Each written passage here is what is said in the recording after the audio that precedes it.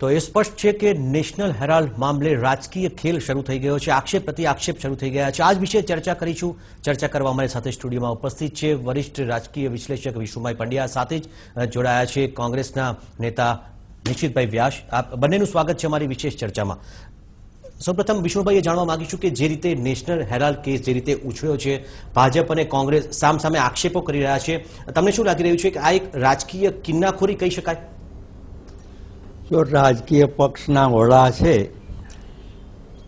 અધ્યક્ષ છે ને ઉપાધ્યક્ષ છે ને વગેરે વગેરે છે, એટલે એના ઉપર જે કેસ ચાલે એટલે એનો રાજકીય પક્ષે બચાવ કરવો જ જોઈએ।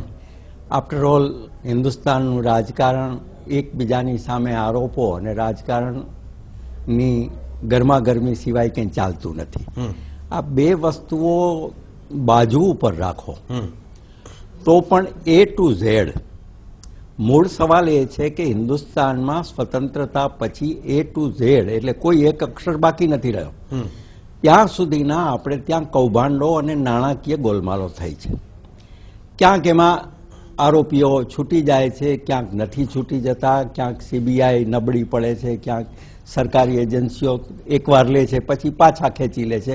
CBI એ પણ અગાઉ એવું કરેલું અને એવા તો અનેક કિસ્સાઓ છે અને આ કિસ્સાઓ કંઈક છેલ્લા 10-15 વર્ષથી થાય છે એવું પણ નથી, આ લાંબા ગાળાની પ્રક્રિયા છે। મુદ્દો એ છે કે આપણે ખરા અર્થમાં ભ્રષ્ટાચાર અને નાણાકીય ગેરરીતિ નાબૂદ કરવા માંગીએ છીએ ખરા? હમણાં હું રાહુલ ગાંધીને સાંભળતો હતો કે ગરીબો કે લીએ હમ લડેંગે।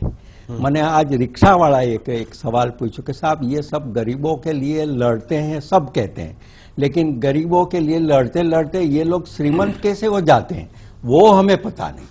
अब આ સામાન્ય પ્રશ્નનો જવાબ આપણે જ્યાં સુધી નહીં શોધી શકીએ ત્યાં સુધી આ ચર્ચાનો પણ કોઈ વિશેષ અર્થ નહીં પડે। એટલે કે પક્ષ કોઈ પણ હોય, તમારા મતે ભાજપ હોય કે કોંગ્રેસ હોય કે અન્ય કોઈ પણ પક્ષ હોય, ગરીબો માટેની જ્યાં સુધી વાત છે તેના પર હજી પણ એક શંકાની સોય ટકાયેલી છે કે કેટલા અર્થમાં ગરીબોનો તે ઉદ્ધાર કરી શક્યા। નિશ્ચિતભાઈ, જ્યાં સુધી વાત છે સમગ્ર કેસની, विष्णु काकाए जे बात करी कि गरीबों की बात करते हैं और ये रईस कैसे बन जाते हैं, મારે કેવું જોઈએ કે આ છેલ્લી સરકાર અચ્છે દિનના વાયદા કરીને કોના અચ્છે દિન લાયા। આજે સુબ્રમણ્યમજીએ જે કાર્યક્રમ હાથ પર લીધો તો એમને જેડ સિક્યુરિટી મળી એટલે એમને અચ્છે દિન લાવી આપ્યા। એટલે એમની વાત બહુ સાચી છે। એમણે જે પેલા રિક્ષાવાળાએ જ્ઞાન આપ્યું, હું ધારું કે એમના ઘણા સારા સંબંધો આ આજના સત્તા પર બેઠેલા છે, એમને કહે તો આ રિક્ષાવાળાની વાત એમના કાને પહોંચે તો ખબર પડે કે તુવેર દાળનો ભાવ, આમ આદમીની વાત છે, ડીઝલનો ભાવ કેટલો બેનિફિટ પાસ ઓન કર્યો છે। આ વાત ખરેખર વિષ્ણુ કાકા બહુ જવાબદાર વ્યક્તિ છે, બહુ અભ્યાસુ છે, વંદનીય છે, પ્રાતસ્મરણીય છે અને આમની વાત એ લોકો માને છે એવું અમે બધા માનીએ છીએ। તો કાકા આટલું જઈને કહી આવે બંને તો પક્ષ ખરેખર આ દાળના ભાવ બી ઘટી જાય, બંને પક્ષને આ રિક્ષાવાળાની વેદના બી પૂરી થાય, પરંતુ એવી મારી લાગણી સમગ્ર જો કેસની નિશ્ચિતભાઈ વાત કરી તો કોંગ્રેસે જે એક આક્ષેપ કર્યો છે કે રાજકીય કિન્નાખોરી રાખવામાં આવી છે, બદલાની ભાવના છે અને ખાસ કરીને સરકારી એજન્સીનો દુરુપયોગ કરવામાં આવ્યો છે આ કેસમાં સોનિયા ગાંધી રાહુલ ગાંધીને ફસાવવા માટે।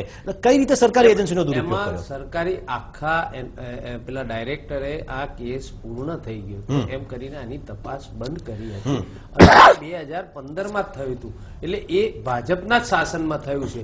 તે વખતે કોંગ્રેસનું શાસન નતું, એ અધિકારીએ નોટ મૂકી એટલે અમને હુપાળા જાગી ગયા કે ઓહો આ તો રહી ગયું, આ તો આપણે રાજકીય સેટલમેન્ટ માટેનો ઉપયોગ કરવાનો છે, અમને ડરાવવા ધમકાવવા માટે આનો ઉપયોગ કરવાનો છે। એટલે પહેલા તો એ અધિકારીને રવાના કરી દીધા અને સુબ્રમણ્યમ સ્વામીનું પહેલા કેરેક્ટર જોવું જોઈએ। એક વૈભિચારી માણસ અને જો સામેવાળાને સંસ્કાર ને સંસ્કૃતિની સલાહ આપતો હોય એ કેટલા મતે, તમે પેલા હું તો નાનો હતો ત્યારે એક પેલા ગુરુજીની વાર્તા મને યાદ હતી કે ભાઈ ગોળ નહીં ખાવાનું તમે કેમ ના કીધું, તો કે હું જાતે ગોળ ખાઉં છું। એમ ખરેખર જે સુબ્રમણ્યમ સ્વામીનું કેરેક્ટર તમે એના છેલ્લા 50 વર્ષનો ઇતિહાસ કાઢો, એણે માત્ર પોલિટિકલ આક્ષેપો એટલા માટે કર્યા છે કે પોતાની રાજકીય રોટલી શેકાતી રહે અને પોતાની રોજગારી નીકળતી રહે, એના સિવાયના એમના એજન્ડા નથી। બાકી પબ્લિકમાં જ્યારે પણ જાય ત્યારે એમણે મંચ છોડીને ભાગવું પડે। અમદાવાદમાં પણ આ ઘટના થઈ હતી અને હિન્દુસ્તાનના મોટા ભાગના શહેરોમાં એમની પરિસ્થિતિ આવી જ થાય છે। માત્ર આ મેનેજમેન્ટ કરેલું પ્રોડક્ટ છે। આજના પ્રધાનમંત્રી જે બન્યા છે એની આ ગાઈડેડ મિસાઇલ છે, એને ખબર છે કે સોનિયાજીને રાહુલજીને માની રહી છે, તો મારા બાકીના કૌભાંડો સરકારી એજન્સીઓની જ્યાં સુધી વાત છે, યુપીએ સરકાર હતી ત્યારે ભાજપે પણ આ જ પ્રકારનો આક્ષેપ કોંગ્રેસ ઉપર પણ કર્યો. તો આ જ મુદ્દે આગળ વાત કરીશું એક બ્રેક બાદ.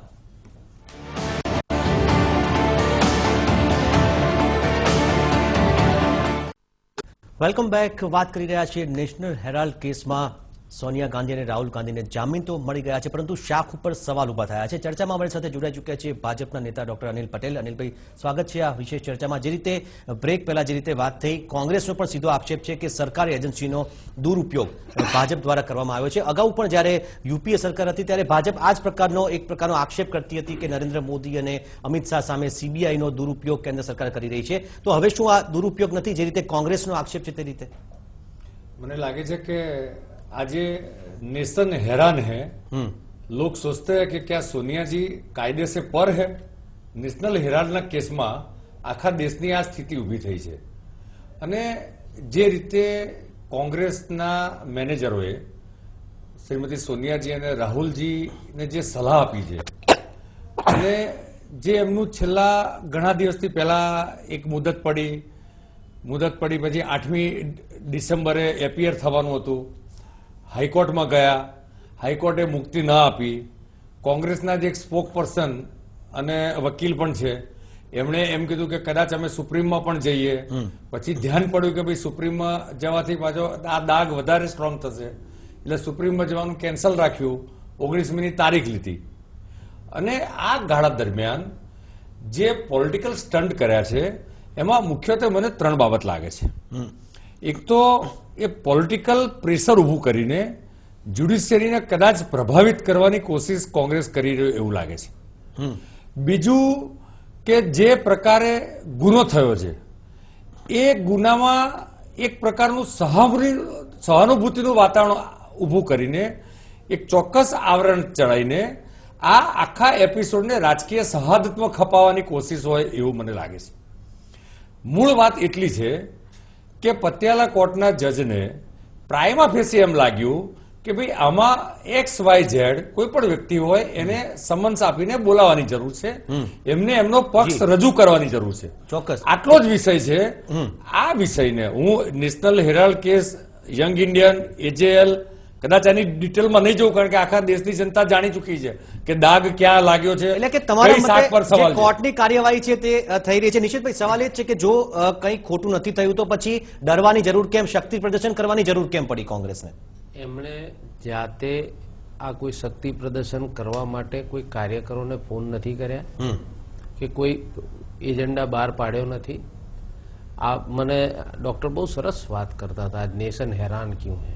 પેલા એન્કાઉન્ટર કેસમાં તત્કાલીન મુખ્યમંત્રીને, હું રહું છું ને ઘરની પાછળ સચિવાલય છે, એ સચિવાલયમાં પેલા અધિકારીએ CBI વાળાએ બોલાયેલા ને, તો અહીંયા ટીવી પર ડિબેટ ચાલતી હતી અને કહેવાતા હમણાં તે વખતના તત્કાલીન પ્રવક્તાઓ એમ કહેતા હતા કે બોલો મોદી સાહેબ જેલમાં ત્યાં હાજર થઈ ગયા. ત્યારે મને યાદ છે મેં કહ્યું હતું કે જો એ ત્યાં હાજર થયા તો સંવિધાનમાં વિશ્વાસ ધરાવતા હોય તો માણસે હાજર થવું જોઈએ.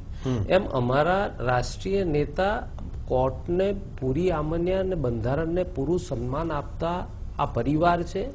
અને કદાચ એ ભૂલી ના ગયા હોય તો કદાચ અનિલભાઈને તો ઇતિહાસ ખ્યાલ ના હોય, કારણ કે આ નેશનલ હેરાલ્ડ આઝાદી વખતે શરૂ થયેલું અખબાર છે. આ નહેરુ ગાંધી પરિવારના, નહેરુના પર્સનલ પોતાની માલ તમને કહું, પોતાની માલ મિલકત વેચીને આઝાદીની ચળવળમાં આ છાપું ચલાવવામાં આવતું હતું. આ નહેરુ ગાંધી પરિવાર દ્વારા ચલાવવામાં આવતું હતું. RSS નો એક બી કાર્યકર કે એકે કોઈના ઘરના 500 વાપરીને વેપાર કર્યાના દાખલા નથી. એટલે એમને આ સમજ અખબાર બંધ થયું એટલે એના કર્મચારીઓના પગાર ને આ પે બિલ જે બધા રહી ગયા હોય, એટલે બેંકમાંથી એમને ધારો કે ડેફિસિટ થયેલી કોઈ બી પેઢી હોય, કદાચ ડોક્ટરને ખ્યાલ ના હોય કેમ કે રોજ વકરો થતો હોય એટલે એમને ખ્યાલ ના હોય, પણ જે બિઝનેસ કરતો હોય એને ખ્યાલ હોય કે જેને ડેફિસિટ બેલેન્સ શીટ આવી હોય એને કંપની કોઈ બેંક એને મોર્ગેજ કે એને લોન ના આપે. કારણ કેમ કે આમને તો અત્યારે શું છે કે પ્રધાનમંત્રી જાહેર કરી દે છે, પણ બેંકના નિશ્ચિત ચેરમેન ને ખબર ના મુદ્દો હોય આ કે સમગ્ર આ મુદ્દો કંપનીને કોર્ટનો છે. 12,000 કરોડ રૂપિયા state bank of A India court આપશે. નક્કી કેમ કે એ કરવાનું છે અલગ કે પદ્ધતિથી જી ચોક્કસ. કેળવાયેલા લોકો છે. એ કોર્ટ એની નક્કી સામે કરશે. કેન્દ્રમાં કોંગ્રેસનું શાસન હોવા છતાં કોઈ બેંક કે કોઈ ફાઇનાન્શિયલ ઇન્સ્ટિટ્યૂટને આવી જવાબદારી સોંપવામાં નથી આવી અને તત્કાલીન પ્રધાનમંત્રી પરંતુ કે કોંગ્રેસના અધ્યક્ષે તે એવું કોર્ટ નતું નક્કી કરશે કહ્યું ને. કે આ પીએસયુ માંથી અમને 200 કરોડ રૂપિયા એલોટ કરી દો. એમણે કોંગ્રેસમાંથી જે કોંગ્રેસનું ફંડ હતું એને જ એમણે ડાયવર્ટ કર્યું હતું, કારણ કે પગાર બિલ ચૂકવવાના હતા અને એટલા માટે કેમ કે પણ આ માર્કેટમાંથી ચોક્કસ, બોરોઈંગ નહીં, નહીં. નતું જે- મળતું. જે તથ્ય છે તે આમાં શું છે? બહાર તથ્ય આવશે, ચોક્કસ તથ્ય કોર્ટ જે નક્કી છે એ કરશે. બહાર પરંતુ આવશે જ જ્યાં અને સુધી બંધારણને ને આક્ષેપ પ્રત્યાક્ષેપની વાત છે. બંધારણને ને સંવિધાનને અમારા રાષ્ટ્રીય વિશુભાઈ, નેતા આપ શું કહેશો? પૂર્ણ આદર કરે છે, એટલા માટે હાજર થયા. નિશિતભાઈએ 2-3 બહુ સરસ વાતો કરી, ઇતિહાસની વાત કરી અને એ નિશિતભાઈ કોંગ્રેસના ઇતિહાસની અને નેશનલ હેરાલ્ડને એજેએલની વાત કરે છે. એ નિશિતભાઈ એ ભૂલી જાય કે કોંગ્રેસનો એ ઇતિહાસ લખેલો છે. એક અલ્હાબાદ હાઈકોર્ટનો ચુકાદો આવ્યો અને આખા દેશની સ્થિતિ શું કરી હતી. મને તો ડર છે કે આ પટિયાલા કોર્ટનો ચુકાદો જયારે આવશે અને પછી એમની આગળ ઉપલી કોર્ટનો ચુકાદો આવશે ત્યારે લોકસભા અને રાજ્યસભામાં જે પ્રકારની કટોકટીનું વાતાવરણ ઉભું કર્યું છે એ ના કરે તો આ દેશના અને ભાઈ, હિતમાં આક્ષેપ એ છે કે વિરોધીઓને નિશાન બનાવી રહી છે. બીજું એમણે 90 કરોડની વાત કરી. ભૂલી ગયા લાગે નિશિતભાઈ, છે. સાંભળો, મને સાંભળો. અરે, સુખરામે એમણે 15 90 કરોડની વાત કરી. અનિલભાઈ, 15 નિશિતભાઈ, કોંગ્રેસ આ સુખરામ પોલિટિકલ માટે પાર્ટીના તમે 90 ક્યાં કરોડ ગયા હતા? આપવામાં આવ્યા છે. હકીકતમાં જે એ તથ્ય શું છે જે નિશિતભાઈ અને શું અનિલભાઈ, છે?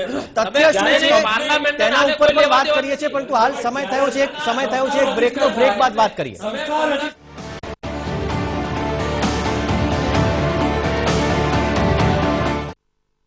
Welcome back. ચર્ચા કરી રહ્યા છે નેશનલ હેરાલ્ડ કેસમાં જે રીતે આક્ષેપો પ્રત્યાક્ષેપો શરૂ થઈ ગયા છે જામીન મળ્યા બાદ. વિષ્ણુભાઈ, શું કહેશો? કોઈ પણ રાજકીય પક્ષ હોય, ભાજપ, કોંગ્રેસ કે અન્ય હોય, તેના નેતાઓ જ્યારે કોઈ પણ તેની સામે કેસ ચાલતો હોય છે ત્યારે તમામ પક્ષના જે કાર્યકરો હોય છે તે કોઈને કોઈ રીતે ધ્યાન ખેંચવા, સામસામે આક્ષેપો પ્રત્યાક્ષેપોના દોરમાં લાગી જતા હોય છે. શું આ ખરેખર દેશ માટે કેટલું યોગ્ય કહી શકાય તમારી દ્રષ્ટિએ? ને આક્ષેપો તો થવાના જ એકબીજાની સામે, પણ એ આક્ષેપોની પાછળ તમે જો સિન્સિયરલી આ દેશના રાજકારણને સરખું કરવા માંગતા હો તો સવાલ જુદો થાય છે. મને હમણાં જ આ સ્મરણ થયું કે અલ્હાબાદ કોર્ટનો ચુકાદો આવ્યો શ્રીમતી ઇન્દિરા ગાંધી વખતે. એ વખતે આવા જ ટોળા શ્રીમતી ગાંધીના મકાનની પાસે ન્યાયતંત્રની વિરુદ્ધમાં ચાલતું હતું. એના જે ન્યાયમૂર્તિ હતા જસ્ટિસ, એની વિરુદ્ધમાં ખિલાફમાં એવું બધું બોલાવવામાં આવ્યું હતું. આ એક વાત. બીજી વાત, જ્યારે ઇમરજન્સી લાગુ પાડવામાં આવી ત્યારે જે શ્રીમતી ઇન્દિરા ગાંધીના ખાસ વફાદાર બધા સાથીદારો હતા, બંગાળના પેલા અને રજની પટેલ ને બાકી બધા, એમણે એક નવો નારો આપ્યો હતો, કમિટેડ જ્યુડિશિયરી, એટલે પ્રતિબદ્ધ ન્યાયતંત્ર. કેવું પ્રતિબદ્ધ? તો કે જે સરકારની સાથે ચાલે એવું. 42મો જે સુધારો કરવાનું બંધારણમાં કૂચડો ફેરવવાની વાત આવી ત્યારે પણ આ જ હાલત હતી.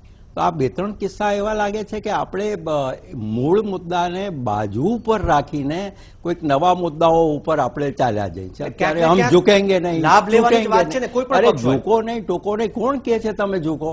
જવાહરલાલ નહેરુના જમાનામાં 1937માં નેશનલ હેરાલ્ડ શરૂ થયું હતું તો ચાલુ રાખવું જોઈતું હતું, કોણ ના પાડતું હતું? એટલે કે પણ કોંગ્રેસના મુદ્દાને આધારે લાભ અખબાર લેવાની તરીકે કોશિશ. કરોડો રૂપિયાની ઇધર ઉધર હેરાફેરી કરીને જે રીતે ચલાવવું, તો કોર્ટમાં કેસ ચાલે, કોર્ટમાં જવાબ આપો, એમાં બહાર આવવાની કોઈ જરૂર જ નથી. કાં તો અનિલભાઈ, ફલાણાનું વેડેટ એ જાણવા માંગીશ કે જે રીતે કોંગ્રેસે સીધો આક્ષેપ કર્યો છે કે વિરોધીઓને નિશાના પર લેવા માંગે છે અત્યારની ભાજપ સરકારને, સાથે જ જે વાત કરી છે કે કોંગ્રેસ મુક્તની સાથે વિપક્ષ મુક્ત પણ ભાજપ ઈચ્છી રહી છે દેશને.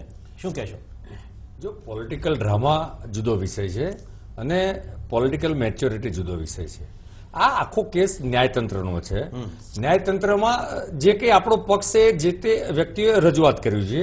મને એવું લાગે છે કે પ્રાઇમા ફેસી એ કોર્ટના, હું વકીલ તો નથી, પરંતુ એ કોર્ટના જજને એમ લાગ્યું હશે કે મારે જેની સામે આરોપો થયા છે એ હજુ આરોપી સાબિત નથી થયા, જેની સામે આરોપો થયા છે એને સાંભળવા, એને બોલાવવા, આટલી જ વાત છે. પરંતુ કોંગ્રેસ એને રાજકીય સહાનુભૂતિનું એક મોજું ઊભું કરવા માટેના એના મેનેજરોએ પ્રયત્ન કર્યા છે. હું જે પ્રમાણે સોનિયાજીને ભાજપ પણ કરી ચૂકી છે ને અમિત સોનિયાજી રાહુલજીને જે રીતે હું સમજુ છું, પરંતુ આમાં જે એમના મેનેજરો છે એ મેનેજરોનો ક્યાંક ને ક્યાંક આમાં રોલ છે.